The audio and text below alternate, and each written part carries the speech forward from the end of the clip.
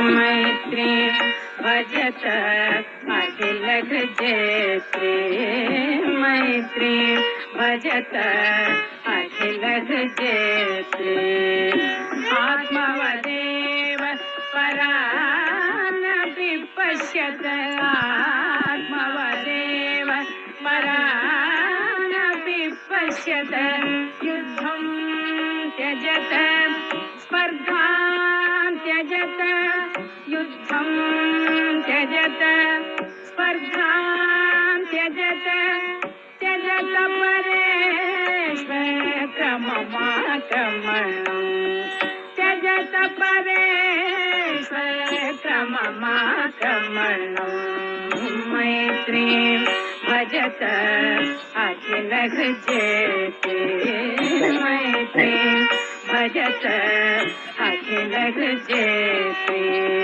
जननी पृथ्वी कामदुःखास्ते जननी पृथ्वी कामदुःखास्ते जनको देवः सकल दयाळु जनको देवः सकल दयाळु दाम्यत दत्त दयध्वं जनता दाम्यत दत्त दयध्वं जनता श्रेयो भूयात् सकल जनानां श्रेयो भूयात् सकल जनानां श्रेयो भूयात् सकल जनानां श्रेयो भूयात् सकल जनानां श्रेयो भूयात् सकल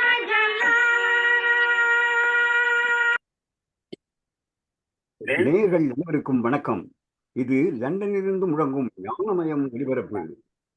எங்களுடைய நிகழ்ச்சிகளை ஜூம், ஃபேஸ்புக் மற்றும் யூடியூப் வழியாக கேட்கலாம், காணவும் செய்யலாம். இன்று நவம்பர் மாதம் 17ஆம் தேதி 2025ஆம் ஆண்டு விசுவாவசு வருடம் ஐப்பசி மாதம் 30ஆம் தேதி. இன்று முதலில் இறைவணக்கம் இடம்பெறும். அதை லாங்கிலிருந்து ஸ்ரீ வித்யா ஸ்ரீராம் மற்றும் அவரது உதவி ஸ்னேகா வழங்குகிறார்கள். அதைத் தொடர்ந்து உலக இந்து செய்தி மிடல் இடம்பெறுகிறது. லண்டனிலிருந்து வைஷ்ணவி ஆனந்தும் லதா யோகேஷும் வழங்குகிறார்கள். செய்தி அறிக்கையை தொடர்ந்து ஆலயமைவும் தொடர் நிகழ்ச்சி வருகிறது. இந்த வாரம் மயிலாடுதுறை பற்றி பெங்களூரிலிருந்து திருமதி பிரகநாயகி சத்யநாராயணன் பேசுகிறார். பின்னர் பெங்களூர் எஸ் நாகராஜன் நமக்கு நாராயணியம் எழுதிய நம்பூதிரி பட்டாத்திரி பற்றி இன்று பேசுகிறார். நாராயண பட்டாத்திரி பற்றி பேசுகிறார். பின்னர் இன்றைய சிறப்பு நிகழ்ச்சி வருகிறது. இன்றைய சிறப்பு நிகழ்ச்சியில் சென்னையிலிருந்து உமா பாலசுப்ரமணியம் அவர்கள் நமக்கு திருமந்திரம் பற்றி சிறப்புரை ஆற்றுகிறார். அவர் முன்னரே நமக்கு அறிமுகமானவர். பிரபல தமிழறிஞர் கீவா ஜெகநாதன் புதவி என்பதும் நீங்கள் அறிந்ததே. முதலில் இறைவணக்கத்தை செய்யும். இதோ இறைவணக்கத்தை வணங்குகிறார்கள் ஸ்ரீ வித்யா ஸ்ரீராம் ஸ்னேகா.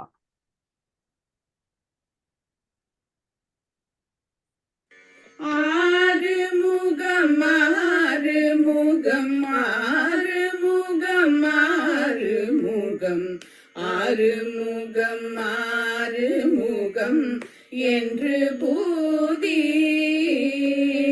ஆகமணி மாதவர்கள் பாதமலர் சூடும் அடியார்கள் பதமே துணையலென்று நாளும்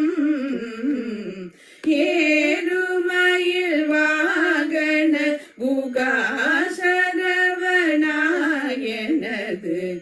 ஈசாயன மானமுனது என்றும் போதும் ஏழைகள் வியாகுலம் இதேதன வினாவில் உமையேவர் புகழ்வார் மறையும் என் சொல்லாதோ நீரு படு மாழை பொறு வேணியவ வேலகண தந்த வேளே நீசகடமோடெனது தீவினையெல்லாம் மடிய நீடு தனிவேல் விடுமடங்கை வேளா சீறி வரும் மாறவுணன் ஆவியுனும் மானை முகன் தேவ துணைவா சிகரி அண்டபூடம் சேரும் அழகார் பழனி வாழ்குமரனே பிரம்மதேவர் வரதா முருக தம்பிரானே ஏழைகள் வியாகுலம் இதேதன வினாவில் உனையேவர் புகழ்வார் மறையும் என் சொல்லாதோ பழனி வாழ் குமரனே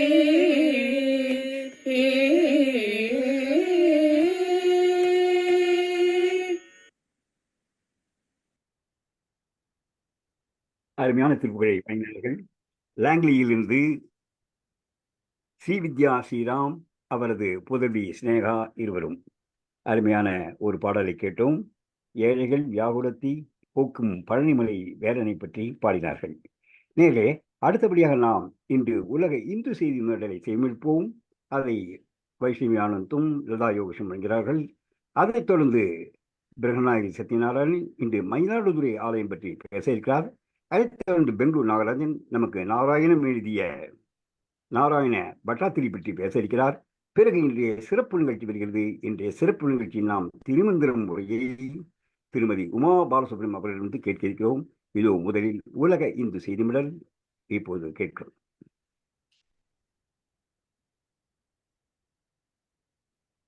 ஞானமயம் வழங்கும் உலக இந்து செய்திமடல். செய்திகளை தொகுத்தவர் லண்டன் சுவாமிநாதன். லண்டன் மாநகரிலிருந்து வைஷ்ணவி ஆனந்தும் லதா யோகேஷும் வாசித்து வழங்கும் செய்திமடல். அனைவருக்கும் வணக்கம். இன்று ஞாயிற்றுக்கிழமை நவம்பர் மாதம் 16ஆம் தேதி 2025ஆம் ஆண்டு. திருப்பதி லட்டு தயாரிக்க கலப்பட நெய் தந்தவர் கைது. தில்லியில் இருந்து ரசாயனம் சப்ளை செய்தது அம்பலம். திருமலை திருப்பதி கோவிலில் லட்டு தயாரிக்க தேவஸ்தானத்திற்கு கலப்பட நெய் விநியோகம் செய்த விவகாரத்தில் ரசாயனங்கள் சப்ளை செய்த டில்லியை சேர்ந்த வர்த்தகர் அஜய்குமார் சுகந்தா என்பவர் கைது செய்யப்பட்டுள்ளார். வரும் 21ஆம் தேதி வரை அவரை நீதிமன்ற காவலில் வைக்க உத்தரவிடப்பட்டுள்ளது. ஆந்திராவில் உள்ள திருமலை திருப்பதி வெங்கடாஜலபதி கோவில் லட்டு பிரசாதம் மிகவும் பிரசித்தம். லட்டு தயாரிப்புக்கான நெய் கொள்முதலுக்காக திருமலை திருப்பதி தேவஸ்தானம் அவ்வப்போது டெண்டர் விடுவது வழக்கம். அப்படி கடந்த ஆண்டு மே மாதம் டெண்டர் விடப்பட்டதில் தமிழகத்தின் திண்டுக்கல்லில் இயங்கும் ஏஆர் பால் பண்ணை நிறுவனம் 10 லட்சம் கிலோ நெய் விநியோகத்திற்கு டெண்டர் எடுத்தது. அதிகாரிகள் சந்தேகம் அந்த நிறுவனத்தின் பெயரில் அனுப்பப்பட்ட நெய்யில் கலப்படம் செய்யப்பட்டிருப்பதாக தேவஸ்தான அதிகாரிகள் சந்தேகம் எழுப்பினர். இதையடுத்து புனிதமான லட்டு பிரசாதத்தில் விலங்கு கொழுப்பு கலந்த நெய்யை விநியோகிக்க ஜெகன்மோகன் ரெட்டி தலைமையிலான முந்தைய அரசு அனுமதி அளித்ததாக முதல்வர் சந்திரபாபு நாயுடு குற்றம் சாட்டினார். இதனால் இந்த விவகாரம் பக்தர்கள் மத்தியில் பெரும் அதிர்ச்சியை ஏற்படுத்தியது. இந்த விவகாரம் தொடர்பாக உச்சநீதிமன்றத்திலும் வழக்கு தாக்கல் செய்யப்பட்ட நிலையில் சிறப்பு புலனாய்வு குழு அமைக்கப்பட்டது. நீதிமன்ற காவல் இக்குழு நடத்திய விசாரணையில் கொழுப்பை அதிகரிக்கும் வகையில் மோனோகிளிசரைட்ஸ், அசிடிக் ஆசிட் போன்ற ரசாயனங்களை பாமாயில் எண்ணெயில் கலந்து அதை நெய் போன்று மனம் வீச செய்து திரியாக உருவாக்கியது தெரிய வந்தது. இந்த ரசாயனங்களை உத்தரகண்டில் இயங்கி வரும் போலே பாபா பால் பண்ணைக்கு டில்லியை சேர்ந்த வர்த்தகர் அஜய்குமார் சுகந்தா கடந்த 7 ஆண்டுகளாக விநியோகித்து வந்தது கண்டுபிடிக்கப்பட்டது. அந்த கலப்பட நெய் தான் வைஷ்ணவி மற்றும் ஏஆர் பால் பண்ணை போன்ற பிராண்ட் பெயர்களில் திருப்பதி லட்டு பிரசாத தயாரிப்புக்கு வழங்கப்பட்டதும் தெரிய வந்தது. இதையடுத்து வர்த்தகர் அஜய்குமார் சுகந்தாவை டில்லியில் கைது செய்து திருப்பதிக்கு அழைத்து வந்த அதிகாரிகள் நெல்லூர் நீதிமன்றத்தில் ஆஜர்படுத்தினர். அவரை வரும் 21ஆம் தேதி வரை நீதிமன்ற காவலில் வைக்க நீதிபதி உத்தரவிட்டார். இதே நேரத்தில் அந்த காலகட்டத்தில் நிர்வாக அதிகாரியாக கோலோச்சிய தர்மா ரெட்டியை நேற்று சிறப்பு ஆய்வுக்குழு திருப்பதியில் உள்ள அலுவலகத்தில் வைத்து விசாரணை நடத்தியது. கிறிஸ்துவர்கள் அதிகமாக இருப்பதால் உன் ஒருத்தனுக்காக பஸ் ஊருக்குள் போகாது. பூஜாரியை அவதூறாக பேசிய அரசு பஸ் கண்டக்டர் சஸ்பெண்ட். திருநெல்வேலியில் இருந்து நாகர்கோவில் சென்ற அரசு பஸ் கண்டக்டர் பயணியிடம் அவதூறாகவும் மத ரீதியாகவும் பேசியதை கண்டித்து வள்ளியூரில் பொதுமக்கள் மறியலில் ஈடுபட்டதை அடுத்து அரசு பஸ் கண்டக்டர் சஸ்பெண்ட் செய்யப்பட்டார். பூஜாரி மேல் சட்டை அணியவில்லை, ருத்ராட்ச மாலை அணிந்திருந்தார். பஸ் வள்ளியூருக்குள் செல்லாது பைபாஸில் மட்டுமே நிற்கும் என கண்டக்டர் அந்தோணி அடிமை தெரிவித்தார். இதற்கு எதிர்ப்பு தெரிவித்த சுப்பிரமணியன், இந்த பஸ் வழக்கமாக வள்ளியூருக்குள் செல்லும், ஏன் இன்று பைபாஸில் இறங்க சொல்கிறீர்கள் என கேள்வி எழுப்பினார். இதற்கு பதிலளித்த கண்டக்டர், பஸ்ஸில் 4 மாவடி கிறிஸ்துவர்கள் தான் பெரும்பான்மையாக உள்ளனர், உன் ஒருத்தனுக்காக மட்டும் வள்ளியூருக்குள் வர முடியாது என அவதூறாக பேசினார். அந்த பஸ்ஸில் வள்ளியூரை சேர்ந்த கோவில் பூஜாரி சுப்பிரமணியன் தன் மனைவி மற்றும் 2 மகன்களுடன் பயணித்தார். சுப்பிரமணியன் இறங்க மறுத்ததால் பஸ் வள்ளியூருக்குள் சென்றது. அங்கு அவர் குடும்பத்தினர் பஸ் முன் அமர்ந்து மறியலில் ஈடுபட்டனர். தொடர்ந்து வள்ளியூர் பொதுமக்களும் பஸ் முன் கூடி போராட்டத்தில் இணைந்தனர். தகவல் அறிந்து வந்த போலீசார் சுப்பிரமணியனிடம் பேச்சு நடத்தினர். 1 மணி நேர போராட்டத்திற்கு பின் பஸ் நாகர்கோவில் புறப்பட்டு சென்றது. மத ரீதியாகவும் அவதூறாகவும் நடந்து கொண்ட கண்டக்டர் அந்தோணி அடிமைக்கு எதிராக கடுமையான நடவடிக்கை எடுக்க வேண்டும் என வள்ளியூர் பொதுமக்கள் வலியுறுத்தினர். பயணியிடம் அவதூறாக பேசிய நாகர்கோவில் அரசு பஸ் கண்டக்டர் அந்தோணி அடிமையை சஸ்பெண்ட் செய்து போக்குவரத்து பொது மேலாளர் பாலசுப்ரமணியன் உத்தரவிட்டார். மீனாட்சி கோவில் நிலத்தில் கிறிஸ்துவ கட்டுமானம், உயர்நீதிமன்றம் நோட்டீஸ். மதுரை மீனாட்சி அம்மன் கோவிலுக்கு சொந்தமான நிலத்தை மீட்க தாக்கலான வழக்கில் அங்கு மறைமாவட்ட பிஷப் நிர்வாகம் சார்பில் மேற்கொள்ளப்படும் கட்டுமானத்தை பொறுத்தவரை தற்போதைய நிலை தொடர இடைக்கால உத்தரவிட்டது. உயர்நீதிமன்ற மதுரை கிளை மதுரை வழக்கறிஞர் மகாராஜன் தாக்கல் செய்த பொதுநல மனு, மதுரை வண்டியூர் பகுதியில் குறிப்பிட்ட சர்வே எண் நிலம் மீனாட்சி அம்மன் கோவிலுக்கு சொந்தமானது. இதை ஒரு வழக்கில் 1966 உச்சநீதிமன்றம் உறுதி செய்துள்ளது. ஆனால் இன்னும் ரோமன் கத்தோலிக்க மிஷனின் தற்போது மதுரை ஆர்ச் பிஷப்பகம் மதுரை மறைமாவட்ட பிஷப் இல்லம் வசமே உள்ளது. Madurai procurator society of Saint Mary's என்ற பெயரில் பட்டா பதிவு செய்யப்பட்டுள்ளது. நிலத்தை மீட்டு மீண்டும் மீனாட்சி அம்மன் கோவில் பெயரில் பதிவு செய்ய நடவடிக்கை எடுக்க வேண்டும், இவ்வாறு குறிப்பிட்டார். நீதிபதிகள் அனிதா சுமந்த், சி குமரப்பன் அமர்வு பிறப்பித்த உத்தரவு. நிலத்தில் கட்டுமானத்தை பொறுத்தவரை தற்போதைய நிலை தொடர வேண்டும். நில நிர்வாக கமிஷனர், அறநிலையத்துறை கமிஷனர், மண்டல இணை கமிஷனர், கலெக்டர், கோவில் செயல் அலுவலர், மறைமாவட்ட பிஷப்பிற்கு நோட்டீஸ் அனுப்பி நவம்பர் 25ஆம் தேதிக்குள் வழக்கு ஒத்தி வைக்கப்படுகிறது, இவ்வாறு உத்தரவிட்டனர். பஜனை பாடகி மைதிலி தாக்கூர் மாபெரும் வெற்றி. பஜனை பாடல்களை பாடி பக்தர்களின் பேராதரவினை பெற்ற 25 வயது பாடகி மைதிலி தாக்கூர் பீகார் சட்டசபை தேர்தலில் மகத்தான வெற்றியை பெற்றது இந்துக்களுக்கு பெரிய மகிழ்ச்சியை அளித்துள்ளது. பீகார் சட்டசபையின் இளம் எம்எல்ஏவாக தேர்ந்தெடுக்கப்பட்டுள்ளார் மைதிலி தாக்கூர். இவரின் வயது 25. நாட்டுப்புற பாடகியான மைதிலி தாக்கூர் பாரதிய ஜனதா கட்சியில் இணைந்த அதே நாளில் எம்எல்ஏ வேட்பாளராக அறிவிக்கப்பட்டார். சமூக வலைதளத்தில் பிரபலமானவர் இவர். இப்போது அலிநகர் தொகுதியில் வென்று எம்எல்ஏ வாங்கி உள்ளார். இவரை எதிர்த்து போட்டியிட்ட ஆர்ஜேடி வேட்பாளர் வினோத் மிஸ்ராவை 11,730 வாக்கு வித்தியாசத்தில் வென்றுள்ளார்.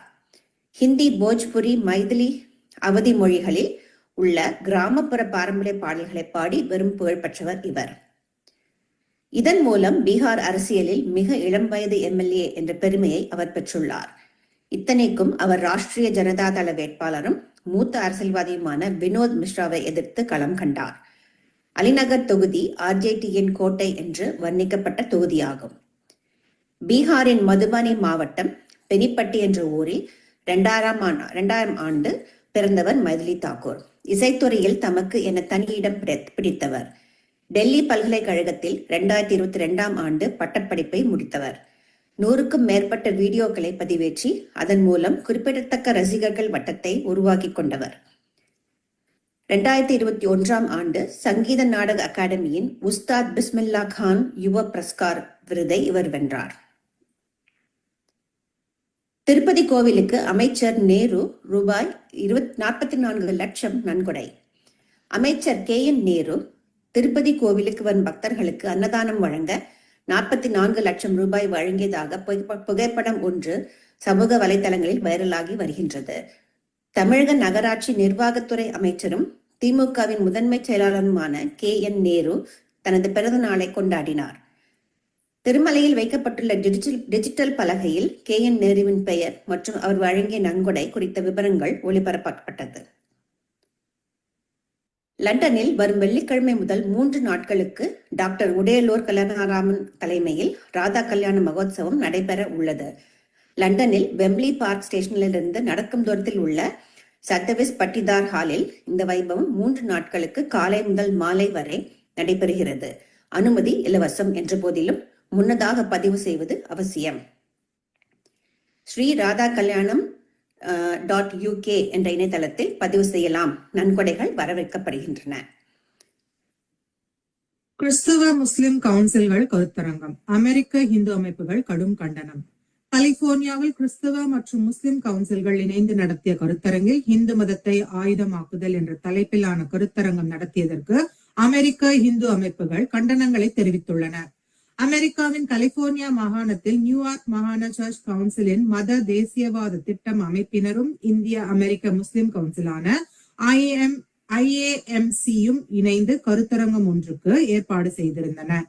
இக்கருத்தரங்கில் மதங்களுக்கு இடையேயான உரையாடல்கள் என்ற பெயரில் அமெரிக்க வாழ் இந்துக்களை குறிவைத்து நியாயமற்ற முறையில் வெறுப்புணர்வுகளை முன்வைத்ததற்காக அமெரிக்க இந்து அமைப்புகள் சார்பில் கடும் கண்டனம் தெரிவிக்கப்பட்டுள்ளது. வடக்கு கலிபோர்னியா மற்றும் இந்தியாவில் இந்து மதத்தை ஆயுதமாக்குதல் மற்றும் உலகளாவிய மத தேசியவாதங்களுடனான உறவுகள் என்ற தலைப்பில் கருத்தரங்கில் விவாதங்கள் நடத்தப்பட்டன. இதில் உலகெங்கிலும் அதிகரித்து வரும் மதத்தை அடிப்படையாக கொண்ட தேசியவாத அரசியல் இயக்கங்கள் குறித்தும் விவாதிக்கப்பட்டதாக கூறப்படுகிறது. குறிப்பாக இந்து தேசியவாதத்தின் தீவிர வடிவம் என்று கருதப்படும் இந்துத்துவம் விரிவான ஆய்வுக்கு எடுத்துக் கொள்ளப்பட்டது. சிறுபான்மை மதத்தினரை குறிவைத்து தாக்குவதாக கூறப்படும் கொள்கைகள் மற்றும் சித்தாந்தங்களால் சமூகத்தில் எவ்வாறு பிளவு ஏற்படுகிறது என்பது குறித்தும் விவாதிக்கப்பட்டது. மேலும் அமெரிக்காவில் உள்ள கிறிஸ்துவ தேசியவாதம் குறித்தும் விவாதிக்கப்பட்டது. இதை தவிர இந்துத்துவ கொள்கைகள் இந்தியாவில் இருந்து அமெரிக்காவுக்கு எவ்வாறு ஏற்றுமதி செய்யப்பட்டு கலிபோர்னியாவில் உள்ள இந்து சமூகத்தினரிடையே அவற்றின் செல்வாக்கு அதிகரித்து வருகிறது என்பது குறித்தும் விவாதிக்கப்பட்டது. விவாத பொருள் இந்துத்துவம் என்றாலும் விவாதத்துக்கான கருப்பொருளாக இந்து மதத்தை ஆயுதமாக்குதல் என தலைப்பிடப்பட்டது இந்து அமைப்புகளின் எதிர்ப்புக்கு முக்கிய காரணமாக இருந்தது. மேலும் கருத்தரங்கின் விவாத தலைப்பு இந்து மதம் என்ற ஒரு மதத்தையே தவறாக சித்தரித்தது, அதை ஒரு வன்முறை சித்தாந்தமாக பார்க்க தூண்டுகிறது என்றும் இது இந்துக்களுக்கு எதிரான வெறுப்புணர்வை தூண்டுகிறது என்றும் இந்து அமைப்புகள் குற்றம் சாட்டியதுடன் தங்களின் கடும் கண்டனங்களை தெரிவித்தன. இத்துடன் செய்திகள் நிறைவடைந்தன. உலக இந்து மத செய்திகளை தொகுத்தவர் லண்டன் சுவாமிநாதன். லண்டன் மாநகரிலிருந்து வைஷ்ணவி ஆனந்தும் லதா யோகேஷும் வாசித்த செய்தி மடல் இது. அடுத்த ஒளிபரப்பு நவம்பர் மாதம் 23ஆம் தேதி ஞாயிற்றுக்கிழமை லண்டன் நேரம் பகல் 12 மணிக்கும் இந்திய நேரம் மாலை 5:30 மணிக்கும் நடைபெறும். நன்றி, வணக்கம். நன்றி திருமதி வைஷ்ணவி ஆனந்த், திருமதி லதா யோகேஷ். நேயர்கள் இதுவரை கேட்டது லண்டனிலிருந்து வைஷ்ணவி ஆனந்தும் லதா யோகேஷும் வழங்கிய உலக இந்து செய்தி மடலை கேட்டீர்கள். அடுத்தபடியாக நாம் கேட்கவிருப்பது ஆலயம் அறிவோம் தொடர். அதை பெருநாயகி சத்யநாராயணன் வழங்குவார். அதைத் தொடர்ந்து பெங்களூர் நாகராஜில் இன்று நாராயணியம் என்ற மகத்தான நூலை எழுதிய நாராயண பட்டாத்திரி பற்றி உரையாற்றியிருக்கிறார். அதைத் தொடர்ந்து இன்றைய சிறப்பு நிகழ்ச்சி வருகிறது. இன்றைய சிறப்பு நிகழ்ச்சியில் பிரபல தமிழறிஞர் கிவா ஜெகநாதன் அவர்களின் புதல்வி திருமதி உமா பாலசுப்ரமணியம் அவர்கள் சென்னையிலிருந்து நமக்கு திருமந்திரம் பற்றி சிறப்புரையாற்ற இருக்கிறார். முதலில் ஆலயம் அறிவோம் தொடரை கேட்போம்.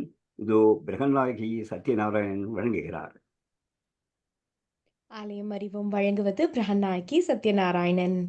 ஆலயம் அறிவோம் தொடரில் இன்று நமது யாத்திரையில் தேவார பாடல் பெற்ற திருத்தலமான மாயூரம் என்று அறியப்படும் மயிலாடுதுறை திருத்தலமாகும். நிலைமை சொல்லு நெஞ்சே தவம் என் செய்தாய், கலைகளாய வல்லான் கைலாய நல்மலையன் மா மயிலாடுதுறையன் நம் தலையின் மேலும் மனத்துள்ளும் தங்கவே திருநாவுக்கரசர் திருவடி போற்றி. இது இங்குள்ள இறைவனின் நாமம் மயூரநாதர், இறைவி அபயாம்பிகை. ஸ்தலவிருக்ஷம் மாமரம் வன்னிமரம் மற்றும் தீர்த்தம் பிரம்ம ரிஷப தீர்த்தங்கள் காவிரியாறு. இத்தலத்திற்கு சூதவனம், சிகண்டிபுரம், பிரம்மபுரம், தென்கயிலை ஆகிய பெயர்களும் உண்டு. இத்தலத்தை பற்றிய புராண வரலாறுகள் பல உண்டு. பார்வதி தேவியின் தந்தையான தட்சன் தான் செய்த யாகத்திற்கு சிவனையும் பார்வதியையும் அழைக்காமல் விட்டுவிட்டான். இதனால் பார்வதி தேவியிடம் சிவபிரான் அந்த யாகத்திற்கு செல்ல வேண்டாம் என்று அறிவுறுத்தினார்.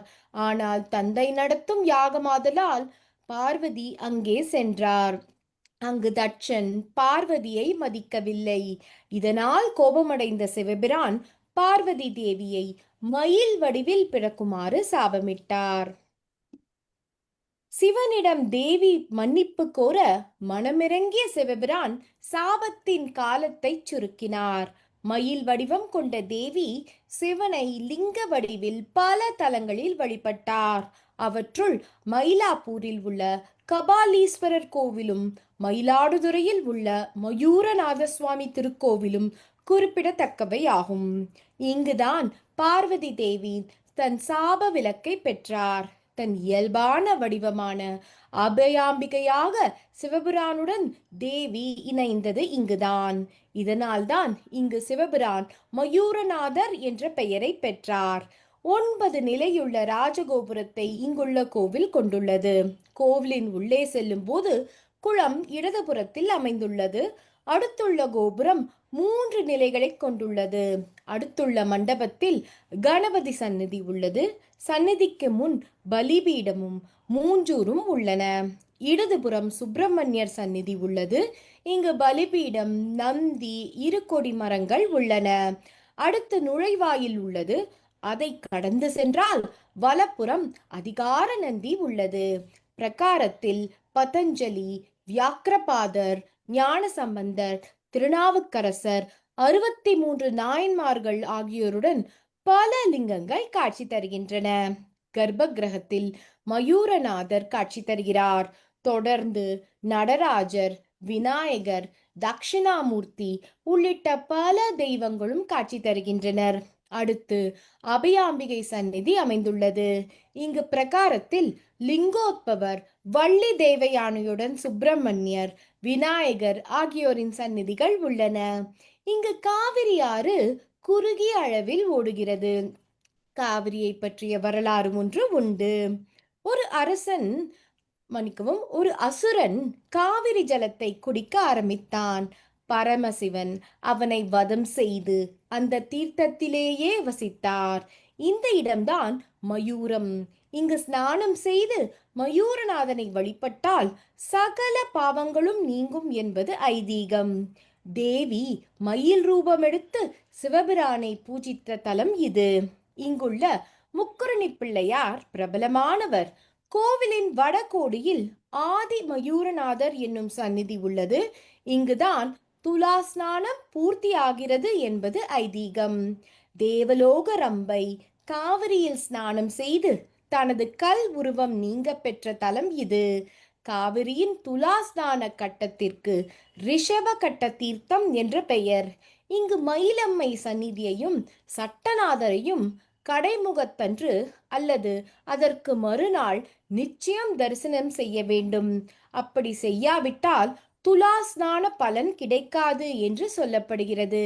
விசாலாட்சி சமேத விஸ்வநாதர் கோவில் ரிஷப தீர்த்தக்கரையில் உள்ளது.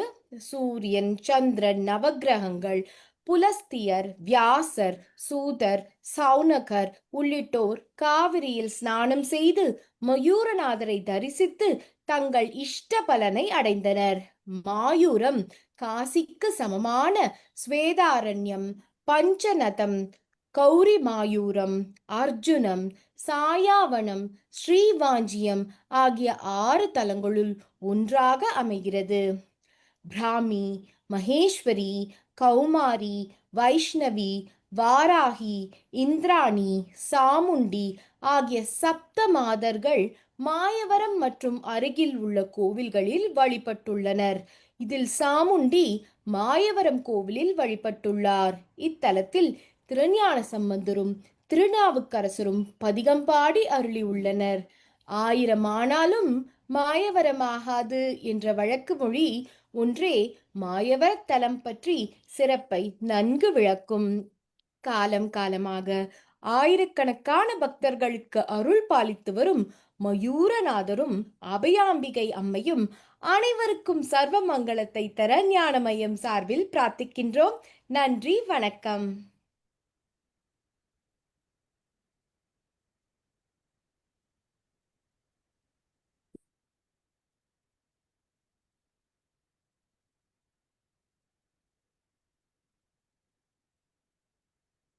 சரிங்க, ஆரம்பிச்சிருக்கோம்.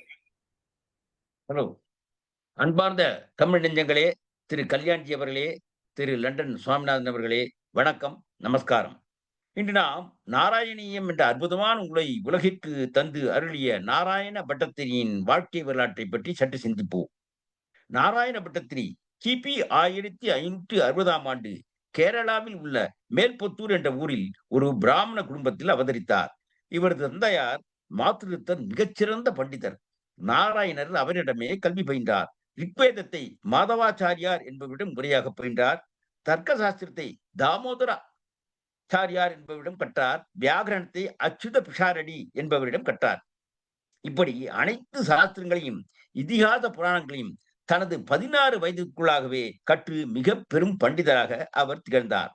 நாராயணின் குருவான அச்சுதர் வாத நோயால் பிடிக்கப்பட்டு மிகவும் வருந்தினார். இதை கண்டு அவர் தன் யோகபலத்தால் அந்த வியாதியை தானே வாங்கி கொண்டார். அவரது அங்கங்கள் முடங்கின. குருவாயூரில் சென்று தவம் புரிய தீர்மானித்த நாராயணர் தன்னை அங்கே கொண்டு போகச் சொன்னார். குருவாயூரப்பன் சன்னதியில் ஒரு நூலை ஏற்றி குருவாயூரப்பனுக்கு சமர்ப்பிக்க வேண்டும் என்று அவர் எண்ணம் கொண்டார். ஆனால் நூலை எப்படி துவங்குவது என்று அவருக்கு தயக்கமாக இருந்தது. பிரபல கவிஞரான எழுத்தச்சனை அவர் நாட அவர் மீனை தொட்டு உண் என்றார். இதன் உண்மையான அர்த்தத்தை உணர்ந்து கொண்ட நாராயணர் விஷ்ணுவின் மச்சாவதாரத்தை முதலாக கொண்டு நாராயணத்தை படைக்கலானார். குருவாயூரப்பனை வழிபட்டவாறே ஒரு நாளைக்கு 10 ஸ்லோகங்கள் வீதம் நாராயணத்தை அவர் பாட ஆரம்பித்தார். 100 நாட்களில் நூலை பாடி முடித்தார். 1587ஆம் ஆண்டு நூல் முற்றுப்பட்டது. அப்போது அவருக்கு வயது 27 வயதுதான். ஒவ்வொரு ஸ்லோகமும் எழுதி முடித்தபின், ஏ குருவாயூரப்பா, இது உண்மையா என்று அவர் கேட்பார். ஆம் என்று குருவாயூரப்பன் தன் தலையை அசைத்து ஆமோதித்தவுடன் அடுத்த ஸ்லோகத்தை ஏற்ற ஆரம்பிப்பார். ஆகவே இது தெய்வீக அங்கீகாரம் பெற்ற அரும் நூலாக திகழ்கிறது. நூலில் மொத்தம் 1038 ஸ்லோகங்கள் உள்ளன. நாராயணத்தில் கூறப்பட்டிருக்கும் அனைத்து வரலாறுகளும் வேத வியாசர் இயற்றி அவரது மகன் சுகருக்கு அவர் உபதேசித்த ஸ்ரீமத் பாகவதத்தில் கூறப்பட்டிருக்கும் சரித்திரங்களே ஆகும். நரசிம்ம அவதாரம் பற்றி அவர் பாடத் தொடங்கிய போது அவரால் அதை சரியாக விவரிக்க முடியவில்லை. அதனால் அவர் திகைத்தார். அப்போது நரசிங்கம் தோன்றி அங்குமிங்கும் நடமாட ஆரம்பிக்கவே அதை கண்டு அதை அப்படியே அவர் பாடினார். நூலை முடித்தவுடன் அவருடைய வாத நோய் முற்றிலுமாக நீங்கிவிட்டது.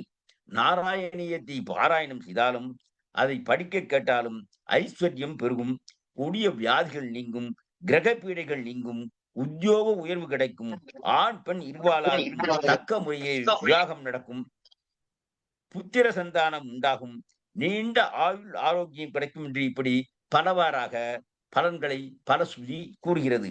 8ஆம் சதகத்தில் உள்ள 13வது ஸ்லோகம் பற்றி மகாபரிவாள் கூறுகின்றார். அது மிகுந்த மந்திர சக்தி வாய்ந்தது என்று காஞ்சி மகாபரிவாள் கூறியிருக்கின்றார். இதை பக்தியுடன் சொல்பவர்களுக்கு வியாதிகள் உடனே குணமாகும் என்பது அவரது அருளுரை. அஸ்மின் பராத்மன் நனுவாத்ம கல்பே தொமித்த முத்தாபிதி பத்மயோனி அனந்த பூமா மம ரோக ராசிம் நிருந்தி வாதாலய வாச விஷ்ணோகோ. பரமாத்மாவாக எங்கும் வியாபத்திற்கும் விஷ்ணுவே, இந்த ஆத்மகல்பத்தில் பிரம்மதேவனை இங்கனம் தோற்றுவித்தரும் அளவற்ற மகிமை உடையவருமான நீ என்னுடைய வியாதி கூட்டத்தை அடக்கி அருள வேண்டும் என்பது இந்த ஸ்லோகத்தின் பொருளாகும். 48 நாட்கள் தொடர்ந்து இதை கூறி கடுமையான வியாதிகளில் இருந்து ஏராளமானோர் குணமடைந்துள்ளனர். நாராயண பட்டத்திரி 40க்கும் மேலான நூல்களை இயற்றியுள்ளார். பிரக்ரிய சர்வஸ்வம் என்ற நூல் பாணினியின் சித்தாந்த கௌமுதியை போன்று அமைந்துள்ள ஒரு இலக்கண நூலாகும். அபனீய பிரமாணம் என்பது பல சம்ஸ்கிருத சொற்களை அறிய உதவும் ஒரு நூல். தாது காவியம் என்பது கண்ணபிரானின் வாழ்க்கை சரிதத்தை அடிப்படையாக கொண்ட நூலாகும். மானமேயோதயம் என்பது ஒரு தத்துவ நூல். ஸ்ரீபாத சப்ததி என்பது தேவியின் புகழைப்பாடும் ஒரு துதி நூலாகும். கண்ணனை பற்றி கூறும் சோஸ்திரம் குருவாயூர சோஸ்திரம் என்ற நூலாகும். தனது நூலில் இவர் அத்வைத சித்தாந்த கருத்தையும் துவைத சித்தாந்த கருத்தையும் விளக்கி இருப்பதால் இன்றளவும் இவரை துவைதி என்றும் அத்வைதி என்றும் விளக்கும் விவாதங்கள் நடைபெற்றுக் கொண்டே இருக்கின்றன. நாராயண பட்டத்திரி 100 ஆண்டுகள் உயிர் வாழ்ந்து 1666ஆம் ஆண்டில் குருவாயூரப்பனுடன் ஒன்றாக கடந்ததாக வரலாறு கூறுகிறது. நாராயணத்தை அன்றாடம் பாராயணம் செய்து வரும் பல்லாயிரம் குடும்பங்கள் அடைந்து வரும் நற்பலன்களை அந்த குடும்ப உறுப்பினர்களே அனுபவ வாயிலாக இன்றும் கூறுவது குறிப்பிடத்தகுந்த ஒன்று. நாராயணத்தை உலகிற்கு அளித்த நாராயண பட்டத்தை போற்றி அவர் அருளிய நாராயணத்தை கற்போம், பாராயணம் செய்வோம், பயன்பெறுமாக. நன்றி, வணக்கம். நன்றி திரு நாகராஜன் அவர்களே. நேர்கள் இதுவரை கேட்டது பெங்களூரிலிருந்து நாகராஜன் வழங்கிய நாராயணியும் எழுதிய நாராயண பட்டாத்திரியின் வாழ்க்கை வரலாறாகும். அடுத்தபடியாக நாம் கேட்பது இன்றைய சிறப்பு நிகழ்ச்சி. இன்றைய சிறப்பு நிகழ்ச்சி வழங்க இருப்பவர் பிரபல தமிழறிஞர் கிவா ஜெகநாதன் அவர்களின் புதல்வி திருமதி உமா பாலசுப்ரமணியம் அவர்கள். அவர் சென்னையிலிருந்து நமக்கு இன்று திருமந்திரம் பற்றிய அடுத்த அரை மணி நேரத்தில் பேச இருக்கிறார். அதை சேமிப்போம். இதோ உமா பாலசுப்ரமணியம்.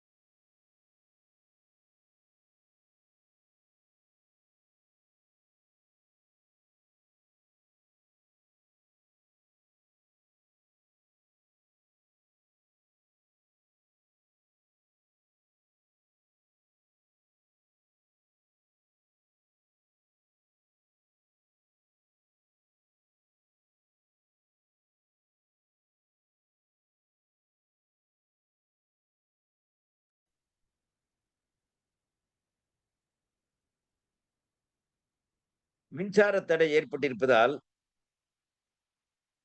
அடுத்த வாரம் இந்த நிகழ்ச்சி தொடரும். திருமதி உமா பாலசுப்ரமணியன் உரை அடுத்த வாரம் இடம்பெறும். நன்றி, வணக்கம்.